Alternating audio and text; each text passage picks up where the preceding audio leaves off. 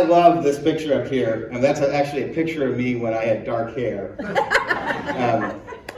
It's really not me, although I'm pretty sure about the time I was that kid's age, I had that exact same outfit and those glasses. But that kid makes me smile. You know, he's holding that participation trophy as high as he can. And that's another reason you know that picture is not me, because I grew up in the era before participation trophies. When I grew up, there were winners and there were losers, and you didn't get diddly squat just for showing up. You know, participation trophies are interesting. I Googled the topic, participation trophy, the other day when I was putting the service together, and there is a ton of information on the internet about participation trophies. There are blogs about participation trophies, TED Talks about trophies, whole websites dedicated to participation trophies. Most of those are pretty clear that we need to get rid of them. We're told that it's actually not healthy for kids to be raised in an environment where they don't understand what it's like to win or lose. And there are people that lament the fact that we're building this generation of people who don't know how to work and who can't be managed and won't know how to function in the global economy. So that kind of leads me to ask, is winning really what life's supposed to be all about? A few weeks ago, I was having coffee with some friends of mine, and one of those friends brought up an interesting question. He asked, what would your life be like if you went through every day assuming that everybody you encountered was doing the best they could? Now, the actual question came from his wife. They were having breakfast together that morning, and he was sitting at the breakfast table talking about somebody who had failed to meet his expectations. And so his wife asked him that rhetorical question. Now, I know all about rhetorical questions. Rhetorical questions are questions that wives ask husbands where they really don't want an answer. They're really designed to get husbands to shut up. But my friend did not shut up. He brought it to our little get-together and brought it up as a discussion topic. He thought it would spark some interesting conversation, which is exactly what it did. But it got me thinking about these participation trophies. You know, to me, the question was asking, what would the world be like if everybody got a participation trophy just for being who they were? That couldn't be good for me or for them or for the world, could it? The more I thought about it, I thought maybe it could. You know, when I'm behind the wheel of a car in traffic, it becomes a pretty good indicator of how I'm doing on the humanity scale. Say you're driving down the road and somebody cuts in front of you in traffic. Are you the type of person that lets off the gas and slips back to a comfortable following distance? Or are you the type of person that gets right on that Honda Civic's butt so that he can experience the fact that he's about to experience the full wrath of a Chevy truck owner? It may not happen exactly like that for you, but I think you understand what I'm trying to say. So if you slow down, what happens? Well, what happens to me, if I just back off when this happens, I settle down. And in a few minutes, Honda Civic guy is out of my life and out of my mind forever. Conversely, if I do choose to make a point to the guy and ride his bumper, my blood pressure goes up. I get angry, and I stay that way. And I can find myself still thinking about Honda Civic guy hours after I'm out of the truck. So the answer to that rhetorical question to me seems fairly simple. If I can go through my day assuming that everybody I encounter is doing the best they can, I'll have some serenity in my life and peace. And I put a lot of value on those two things. So how do I find my way to get to the right place? How do I get to the point where I could freely provide everyone I encounter grace and forgiveness.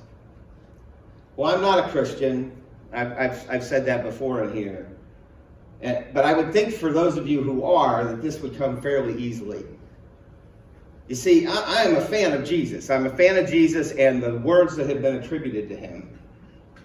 And if you are, you know that he's the guy that came up with this idea of giving everybody a break. Before Jesus, the law of the land was an eye for an eye. But when Jesus stood up on that hill above the Sea of Galilee, giving his revolutionary Sermon on the Mount, he literally commanded his followers to do exactly what I'm talking about.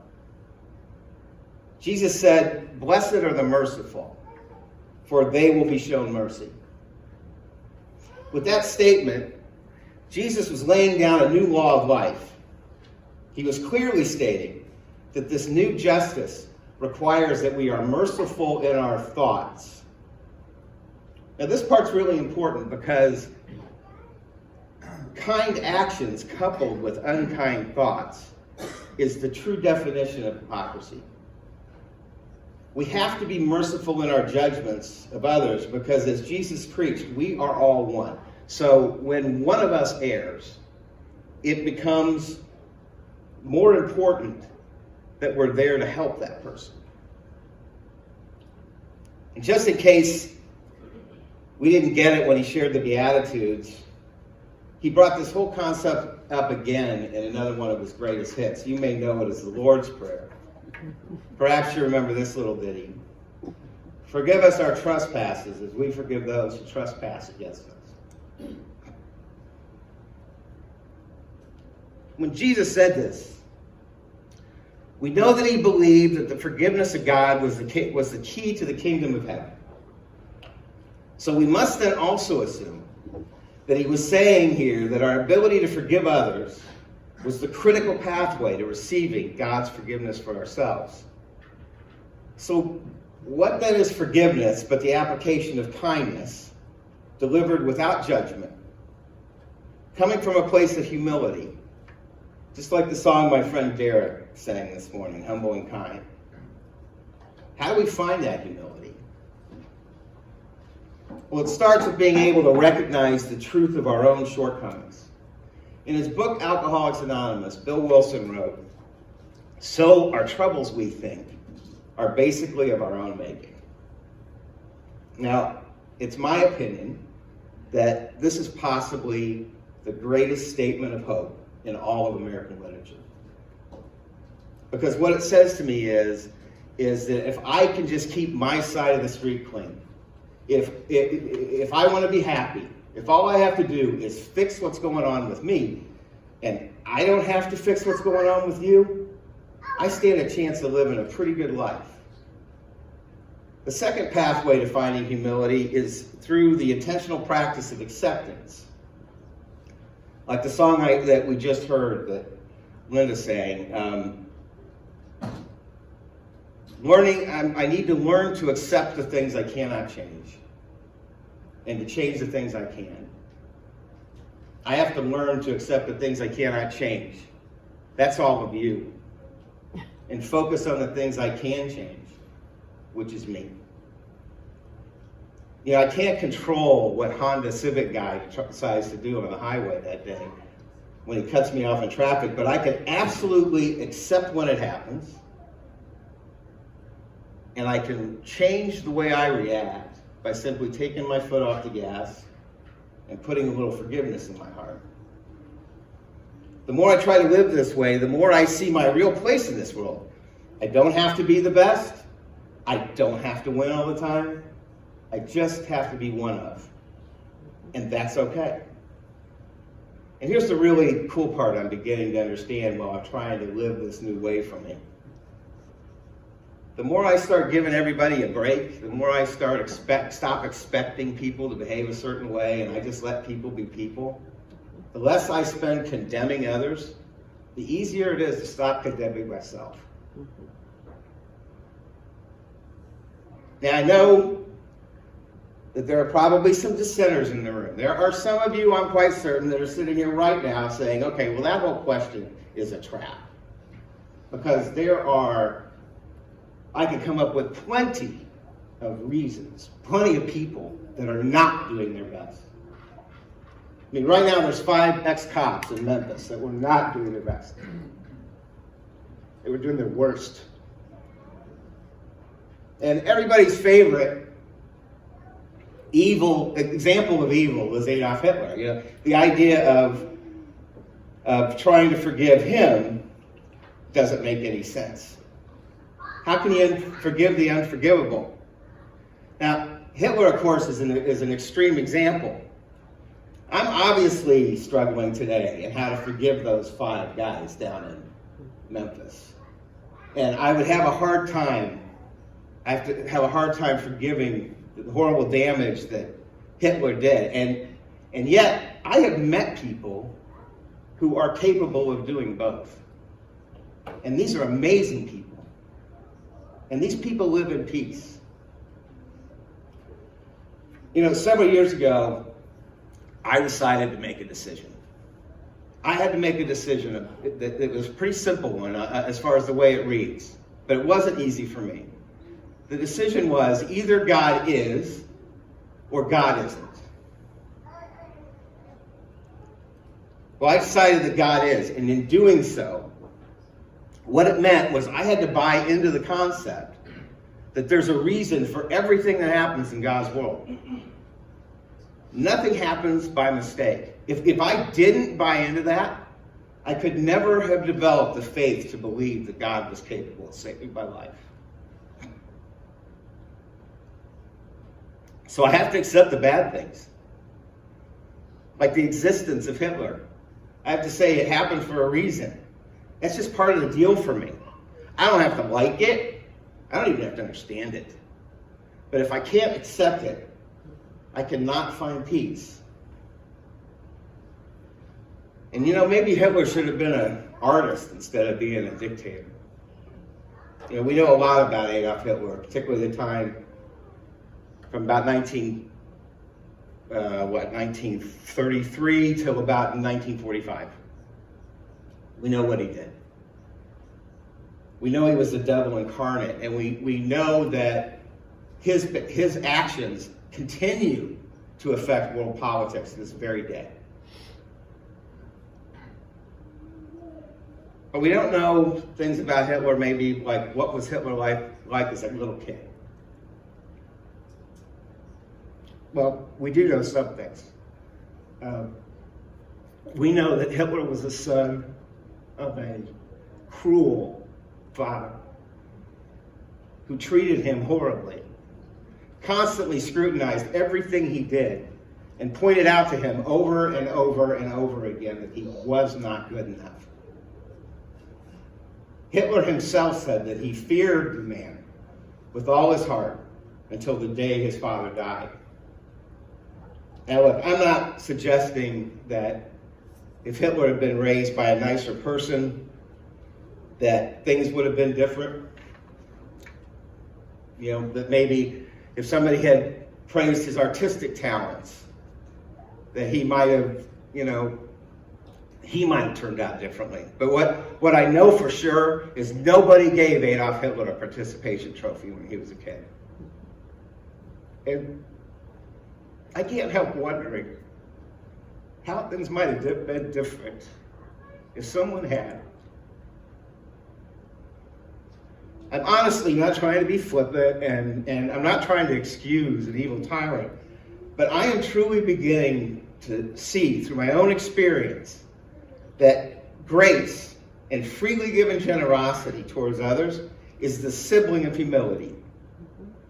And I'm coming to believe that the practice of sharing this grace with other people is the key to saving our world. Archbishop Desmond Tutu said it like this. He said, like humility, generosity comes from seeing that everything we have and everything we accomplish comes from God's grace and God's love for us. Certainly, it is from experiencing this generosity of God and the generosity of those in our life that we learn gratitude and to be generous to others. You know, when Jesus talked about this whole forgiveness business, he asked God to forgive our trespasses as we would forgive those who have trespassed against us. Think about the wording of that statement. It seems to me that in saying those words, Jesus was basically giving us the benefit of the doubt. He was assuming that we were capable of giving this grace to others, and that we were willing to, and that God would in return give it to us.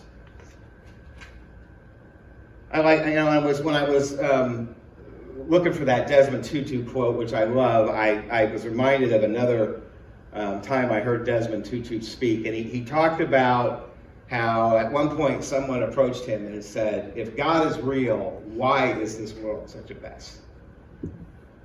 And Tutu responded this way. He said, "I go to God and I ask God, why is the world in so much trouble?